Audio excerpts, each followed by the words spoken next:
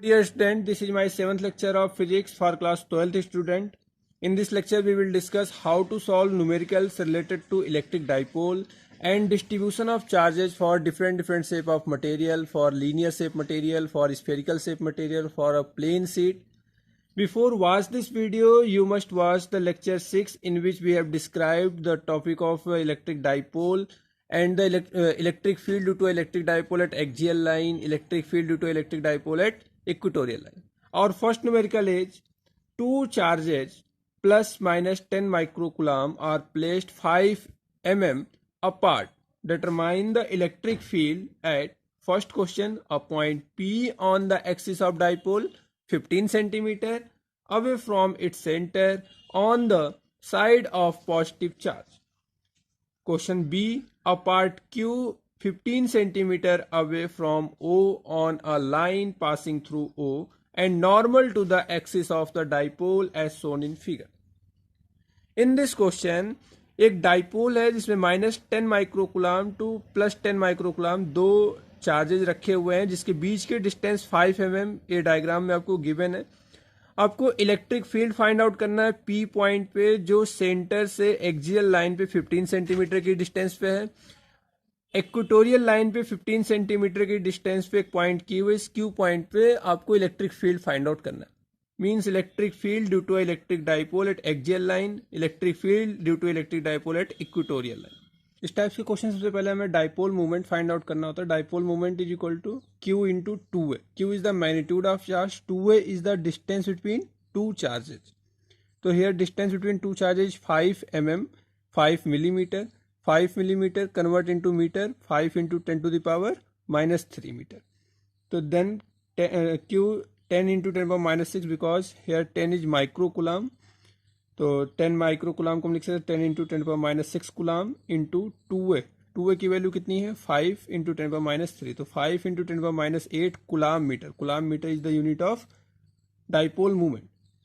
तो अब हमारा जो फर्स्ट स्टेप होगा वो हमारा होगा कि हमें इस P पॉइंट पे इलेक्ट्रिक फील्ड फाइंड आउट करना है जो एक्सियल लाइन पे है। इस Q पॉइंट पे इलेक्ट्रिक फील्ड फाइंड आउट करना है जो इक्वेटोरियल लाइन पे है। तो हम पिछले लेक्चर में डायरेक्ट पढ़ चुके हैं कि electric field at axial line का डायरेक्ट जो फॉर्मूला होता है 2kp अपॉन r का क्यूब। तो 2kp, k जो होता है कुलाम्स कांस्टेंट, p होता है डाइपोल मूवमेंट अपॉन r का क्यूब। r is the distance from the centre to that point. तो हम यहाँ पे डायरेक्ट लिख सकते हैं as point P lies on axial line of dipole. Point P lies on axial line, so we can write E1. The direction of electric field should be in E1 because the direction of positive charge is this direction and negative charge is opposite direction. Positive minus negative, the net direction would be E1. E1 will equal to 2kp upon r का cube. 2k is the Coulomb constant, 9 into 10 to the power 9 into p is 5 into 10 to the power -8 upon r का क्यूब। r is the distance between two charges. Here we can write 5 into 10 to the power 5 r is the distance, sorry, 0.15 into 10 to the power -2. This is the meter का whole cube. After solving this we get 2.67 into 10 to the power 5 Newton per coulomb. And other is at point Q, as point Q lies on equatorial line,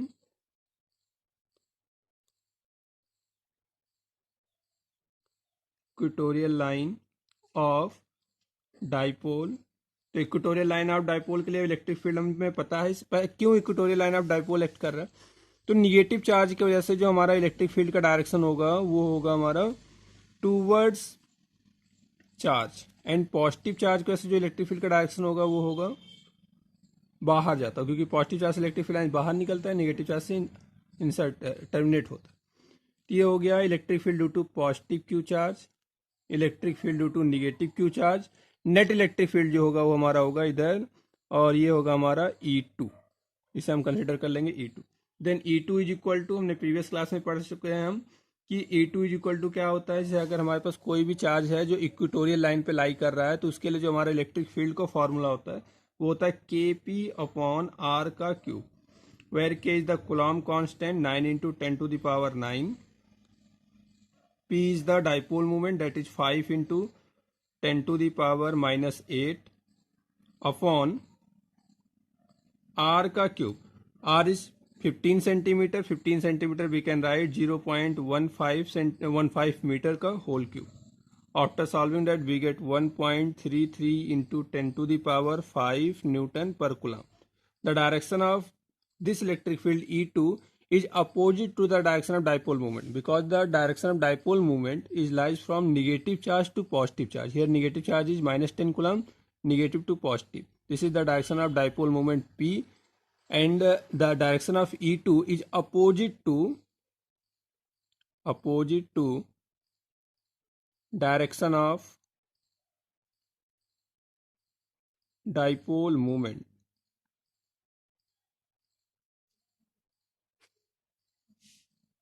Our next numerical is, in a certain region of space, electric field is along the z direction. The magnitude of electric field is not constant. Along the z direction, the magnitude of electric field is not constant and increases uniformly along positive z axis at the rate of 10 to the power 5 Newton per coulomb per meter. Calculate the force and torque experienced by a system having a total dipole moment 10 to the power minus 7 centimeter in negative z direction. तो student सबसे पहले हम देखते हैं कि इसमें हमें क्या क्या गिवन है. तो इस क्वेश्चन में हमें सबसे पहले गिवन डेटा में डाइपोल मोमेंट दिख रहा है. Total dipole moment is 10 to the power minus 7. ये कुलाम मीटर दिया हुआ आपको डाइपोल मोमेंट. तो डाइपोल मोमेंट एंड नेक्स्ट आपको दिया हुआ रेट ऑफ, यानी rate of change of electric field and increase uniformly along the positive rate of 10 to power 5 newton per metre. तो rate of change of electric field जो दिया हुआ है उसको भी हम लिख सकते हैं. जैसे सबसे पहले डाइपोल मोमेंट को हमने लिखा Q इंटू डी एल, तो 10 to the power minus 7 centimetre, और ये क्लियर लिखा हुआ है कि in negative Z direction. So इसे हम इसकी वैल्यू को निगेटिव में रिप्रेजेंट करेंगे, 10 to power minus 7 coulomb metre. And other हमें दिया हुआ है rate of increase of electric field, rate of increase of electric field per unit length. Per unit length means dE upon dl. Rate of change of unit length is given here, 10 to the power 5 Newton per coulomb. This is per meter. Okay, per meter. Now we have to find total force and torque. हमें total force and torque find out करना है. Question में एक question है कि जिसमें dipole moment दिया हुआ है एक सर्टेन रीजन में और आपको rate of change of electric field दिया हुआ है. हमें फाइंड आउट करना है इलेक्ट्रिक फोर्स. तो फोर्स का फॉर्मूला हमने बस एक ही फॉर्मूला अब तक पढ़ा है, कूलॉम्स फॉर्मूला पढ़ा है, जो दो चार्ज के बीच में फोर्स लगता है K Q1 Q2 upon R square.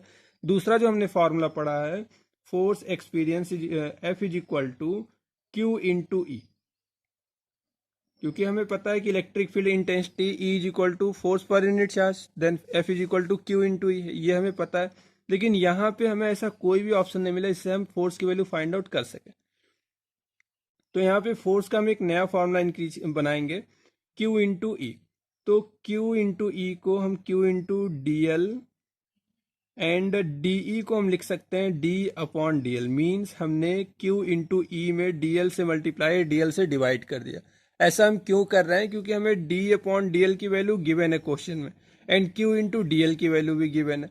तो इसकी वैल्यू अगर हम यहाँ पे लिखेंगे तो F की जो हमें वैल्यू मिलेगी कितनी हो जाएगी, minus 10 to the power minus 7 into D upon D L की value 10 to the power 5, sorry 10 to the power plus 5. Okay, this will equal to minus 10 to the power minus 2 newton, minus 7 plus 5 minus 2 newton along Z axis, sorry minus Z axis. क्यों minus Z axis? क्योंकि जो हमें force की value दिया हुआ है, जो dipole moment दिया हुआ है, वो निगेटिव जेड एक्सिस के अलॉन्ग दिया हुआ है। जो इलेक्ट्रिक फील्ड का वैल्यू दिया हुआ है, वो पॉजिटिव जेड एक्सिस के अलॉन्ग दिया हुआ है। एंड इसलिए हमारा जो नेट होगा इलेक्ट्रिक फोर्स वो कितना हो जाएगा, निगेटिव के अलॉन्ग हो जाएगा। नेक्स्ट हमारा जो है वो है हमारा टॉर्क। टॉर्क हमें फाइंड आउट करना है। इन प्रीवियस क्लास में हमने टॉर्क का फार्मूला डिराइव किया था, tau is equal to P into E into sine theta.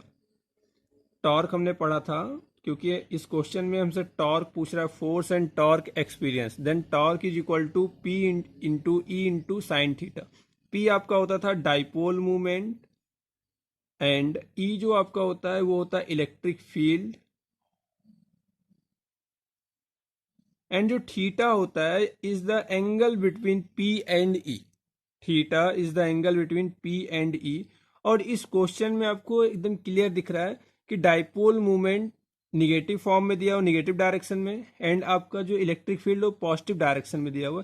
तो जब भी एक ही एक्सिस पे, यानी जेड एक्सिस पे, एक आपका इलेक्ट्रिक फील्ड पॉजिटिव डायरेक्शन में and electric dipole movement negative direction में, ये आपका इलेक्ट्रिक फील्ड हो गया ई वेक्टर, ये पी, तो दोनों के बीच का जो एंगल हो गया वो कितना हो गया, 180 डिग्री। मीन्स इसके बीच का जो एंगल हो गया 180, तो P into E into sign 180 degree, और ये हमें टाउ की वैल्यू यहाँ से कितना मिल जाएगा, 0। Our third numerical is a system has two charges QA 2.5 into 10 to the power minus 7 coulomb and QB minus 2.5 in 10 to the power minus 7 coulomb located at point 0, 0, minus 15 centimeter and B 0, 0, 15 centimeter respectively. What are the total charge and electric dipole moment of this system? तो यहाँ पे coordinate दिया हुआ है A का and B का। With the help of coordinate we have to first represent the Q A and Q B at different different location. तो here Q पहले आपको यहाँ पे दिया होता है, जब भी कोऑर्डिनेट दिया हो तो एक्स वाई कॉमा जेड, तो ये आपका X axis, Y axis and Z axis. तो एक्स में कितना है आपका, एक्स में आपका है 0, ओके, वाई में भी 0, एंड जो जेड एक्सिस है, जेड एक्सिस में आपका कितना है -15, तो माइनस इधर हो जाएगा, एंड +15, -15 अगर आपका है तो -15 सपोज यहाँ कहीं होगा, एंड यहाँ पे हम रिप्रेजेंट कर देंगे, suppose here is the point A, okay. And +15 किधर होगा, तो +15 आउटसाइड मान लो हो जाएगा, तो +15 को हम रिप्रेजेंट करेंगे सेम एक्सिस पे। यहाँ पे हमारा हो जाएगा बी पॉइंट, इसका कोऑर्डिनेट 0, 0, 15 सेंटीमीटर, एंड इसका coordinate 0, 0, -15 centimetre. Then first question, total charge. Total charge कितना होगा, तो टोटल चार्ज हमने एडिटिविटी प्रॉपर्टी आपको बताई है, additivity of charge, total charge of system. तो total charge additivity of charge हमें ये बताता है कि charge is a scalar quantity, it can be added और subtracted by using simple algebra. तो यहाँ पे जो चार्ज है वो है 2.5 into 10 to the power -7, and B point पे -2.5 इंटू 10 टू द पावर -7। दोनों को हम ऐड कर देंगे तो टोटल जो चार्ज होगा Q A plus Q B, this will equal to 2.5 into 10 to the power -7 minus 2.5 into 10 to the power -7 coulomb. तो टोटल हमारा क्या हो जाएगा, 0, क्योंकि दोनों का साइन अपोजिट है। तो नेट चार्ज कितना हो जाएगा, 0। And electric dipole, second question है इलेक्ट्रिक डाइपोल। तो इलेक्ट्रिक डाइपोल जो होता है हमारा कितना होता है, Q इंटू 2A। तो Q हमारा दोनों में से कोई एक चार्ज हम लेते हैं, तो 2.5 into 10 to the power -7 into 2A। 2A is the distance between two charges.